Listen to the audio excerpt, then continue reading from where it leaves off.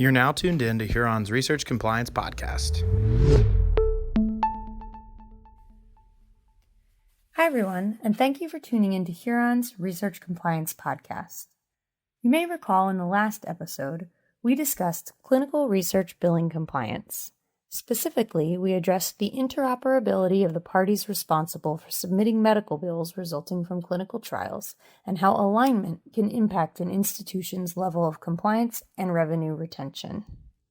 I'm Nicole Jacobs, an associate in Huron's higher education practice, and in this episode, we're discussing the hot topic that continues to generate headlines: foreign influence in academic research. We're highlighting emerging best practices and practical steps institutions can take to manage foreign influence concerns. Foreign influence in research is arguably one of the more complex compliance issues to arise this last year. Government agencies are issuing reporting clarifications and conducting inquiries. Institutions are facing scrutiny for lack of reporting, and foreign influence, or academic espionage, continues to be in the headlines. This issue isn't fading away anytime soon. We want to take time to break down the current landscape and provide the research community with information to help inform their approach on this sensitive subject. To this end, I would like to introduce our special guest. She is a healthcare and life sciences regulatory and compliance counsel at Ropes Gray. She previously served as senior advisor in the Office of the Director of the National Institutes of Health, as a senior attorney in the Office of the General Counsel of the HHS, and as the executive director for the President's Commission for the Study of Bioethical Issues, where she oversaw development of high-profile public reports for President Obama. She has been published widely in Bloomberg Law, Law 360, and other journals, and often presents on the changing legal and reporting landscape of foreign influence in research. Please welcome Valerie Bonham. Nicole, thank you so much. I'm very delighted to be here. Thanks so much for joining me today. I'm really happy to have you, and I'm really excited to have a good conversation around foreign influence. This topic seems to be more of a sea change and less of a smaller shift in regulatory guidance and requirements. And the regulatory landscape seems to be evolving rapidly. What's your reaction to this past year's developments in this realm of research compliance? A couple key points. Number one, the government's scrutiny of academic medical centers, universities, researchers, and others who receive federal funding for research is only intensifying, and the partnership between federal funders like NIH or NSF and law enforcement in the form of the Department of Justice and the FBI is strengthening. What that means is that while to a large degree, for those of us in the biomedical research space, this is an issue of grants compliance, it is also true that the old rules, the old standards, and the old way of thinking about grants compliance, whereby a lot of errors are viewed as errors, and they are foot faults, if you will, that depending are typically managed through repayment. The world is changing, and the government in the last year demonstrated its willingness to use the False Claims Act to mete out fairly severe penalties in the form of $5.5 million, for example, when investigators fail to disclose other support in the language that the NIH uses and other affiliations with foreign entities. The government has also used the criminal code to signal and enforce its concerns about foreign affiliations and support. So what we're seeing in the last year, and I expect it to continue for some time, is a willingness on the part of the government to use long-standing tools to enforce research requirements, grants requirements that in the past have not been elevated to the same level of scrutiny. So while foreign influence may not exactly be a new problem. There's definitely new focus and new emphasis on it, and it's clear that the industry needs to view this from a different lens and respond accordingly. One of the interesting aspects is, the actions being taken against institutions regarding individuals with undisclosed foreign relationships. Can you speak to this a bit more? Sure. And the way I would say it is that in some respects, from a grants perspective, the kinds of cases that we're seeing are not new problems in the sense that they may represent things like double dipping, getting funding from the federal government to do research that you're also being paid from another party or another government to do. That as a concept isn't novel and isn't new. However, because of the government's focus specifically and largely on the efforts of the government of the People's Republic of China through talent programs and other efforts to recruit, engage, and affiliate with U.S. federally funded researchers, what we are seeing is novel examples of these old problems. So I just want to clarify that point because in many respects, I do think we are in a new world, not only because of the government scrutiny, but because of the behavior that is catalyzing the government scrutiny. And that's a shared problem. It's a problem formed in part, so our government tells us, by sustained efforts on the part of a foreign government to engage, influence, and affiliate with U.S.-funded investigators. The U.S. investigators, so the government tells us in turn, have entered into relationships that they haven't disclosed.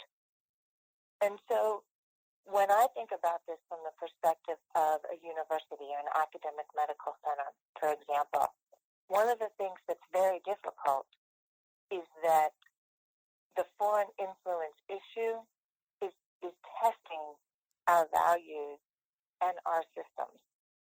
And by that I mean we very much encourage global engagement, data sharing, collaboration. These are important values in the academic and the university environment, and they need to be protected and encouraged. We also, of course, encourage team science, and we discourage any kind of profiling or discrimination. So in the current environment, to recognize and agree or concur to some degree with the efforts the government is taking, what I have found almost is that a lot of our clients have to live through some of these cases. I have a great colleague who recently made the point that there are some real cases, and we in the academic community need to recognize and appreciate that. And so, yes, in some ways these are old problems, double dipping, failure to be transparent, failure to report other support. In other ways, the actions in the last decade or so that have yielded the situation we find ourselves in reflect novel challenges. So I think for universities and institutions and academic medical centers, dealing with this, the challenge is to retain our values, to emphasize those values, and continue to support global engagement in research, whilst managing at the back end the risk of failures to report financial conflicts of interest, other support, foreign components, conflicts of commitment. The reason why sometimes those latter issues haven't been adequately reported from the government's perspective does lie in part with how the government has communicated what those requirements are. And by that I mean for example, as we all know, a couple of years ago now, the NIH, for example, issued a notice to clarify that foreign educational institutions were not included in the exception for reporting attached to receipt of funding from educational institutions as defined in the U.S. Code. In some respects, that was perhaps knowable by a fine reading of the law, but practically, many of us did not see it that way, and many institutions didn't implement it that way, and many individuals were not reporting that way. So 2 years on, it's really not acceptable for an investigator to not or an institution to not have policies in place that make that very clear. So what I think is really interesting about where we are right now in the arc of foreign influence is that we've been dealing with it long enough that we have these novel cases, we have changing policies, and they are still changing a bit or evolving in how the government explains what it means. But we've been living with this for long enough now, and there's enough guidance, and there's enough chatter in the community, and there's enough best practices out there that all of us would be remiss if we aren't looking at ourselves and attempting to teach our investigators what the differences are and reinforce for our investigators what their reporting duties are. So to that end, I'm wondering about proactive responses that institutions should pursue. What are some practical steps that universities, academic medical centers, research institutions, what are some practical steps that those institutions can take to tackle this and to address this? Have you seen any emerging best practices? Do you have any recommendations for how institutions should approach this and handle this? Thanks. Great question. I think that in the area of what should institutions be doing, what best practices are out there, I would start with education. I think we need to be educating faculty to understand what the landscape looks like, what the threats are from the government's perspective, as well as what the requirements are from the government's perspective. So depending upon the source of funding, you may have different requirements to NIH, financial conflicts of interest, foreign components, other support, to NSF, conflicts of commitment, etc. But we need to be educating our faculty both on this changing landscape, the threats as the government sees them, and we also need to be giving them the guidance that they need to understand the applicable standards. So one place I begin, I think about different vehicles like responsible conduct of research training. I'm not certain that we want to put this issue into responsible conduct of research, but a lot of folks talk about it that way. So at your own institution, you want to be thinking about where do you house and where do you offer training on foreign influence issues. A lot of institutions have dedicated websites, and they are terrific. They have case studies, they have education materials, they have the letters that the NIH has been sending out and the Congress sends. So the guidance documents from the Department of Justice. There's a lot of material out there that can be made available and or synthesized for faculty so they understand what this landscape is all about. Another area where I think it's important to begin activity if we haven't already, and it helps us titrate our analysis of our level of risk, is we look at our foreign gifts, grants, contracts, and collaborations. We're not looking at them to stop them, but we are looking at them so that we have a good handle on what activities are proceeding within our institution or with our faculty, but it also helps us figure out how to do our training to mitigate risk and protect against foreign threats.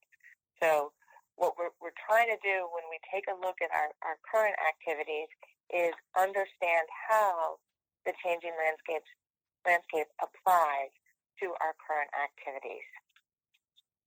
Relatedly, we think about visitors and we think about trainees and students. So I do think it's important, if we don't already have policy or standards applicable to foreign visitors, we need to make some. Again, we want to titrate it to our institution. How often does it happen? What is our science program all about? But one way or another, we need to be thinking about how we vet students and how we vet trainees, as well as how we onboard them, what we teach them about data security, about intellectual property, about the work that they'll be doing for us, both here and if they return to their home institution. So again, looking at our foreign gifts, grants, contracts, and collaborations, looking at our foreign visitors, and training of our faculty and students to understand the new landscape. And then the last thing that I think about with regard to best practices is I think about how we respond to investigations when the government asks us to undertake them.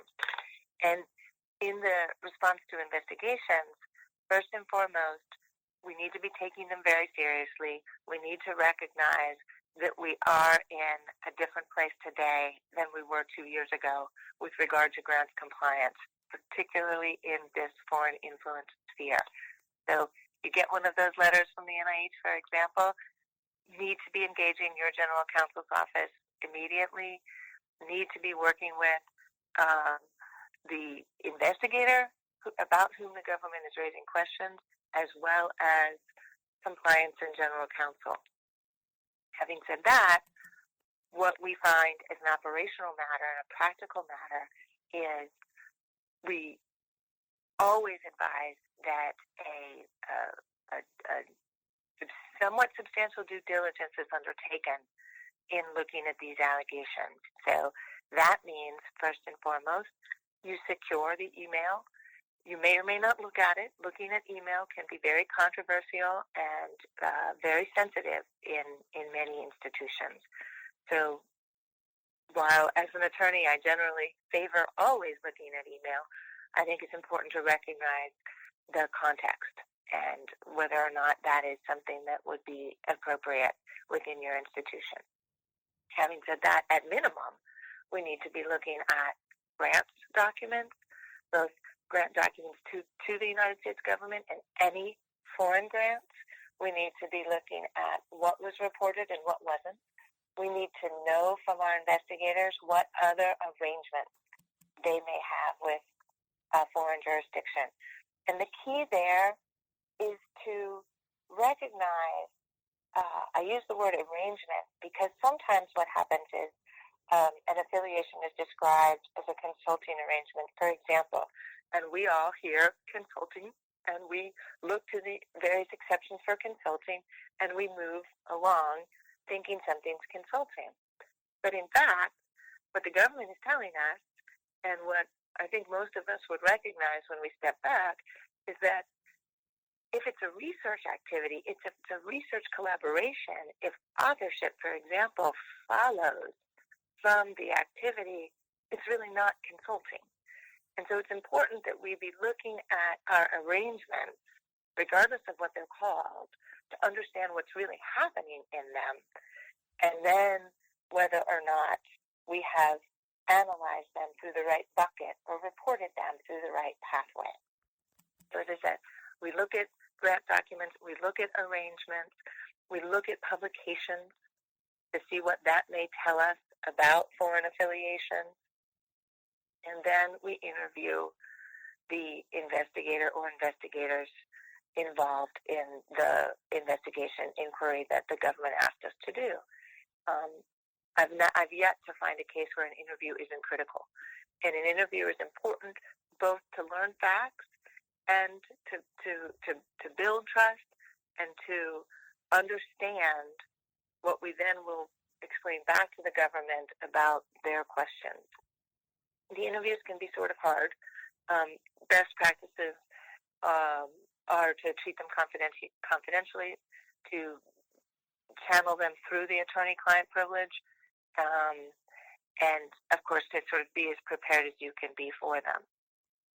Then, after you've gathered your documents, you've examined whatever we can or can't say in response to the government's allegations based on the documentary evidence and the interview, then we write a letter and we explain back to the government what it looks like from our perspective. Sometimes we have meetings with the government and we try to work through things.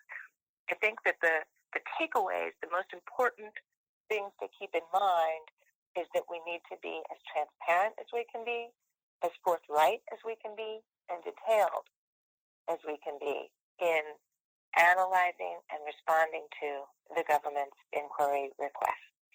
I should mention one other thing about best practices for investigations. We find that oftentimes it's important to do a media pull out of the People's Republic of China.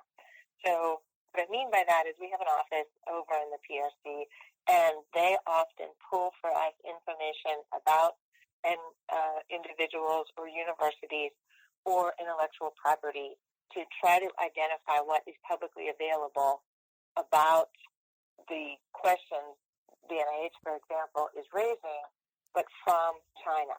And what we find is it's often very different than what we have available to us here in the U.S.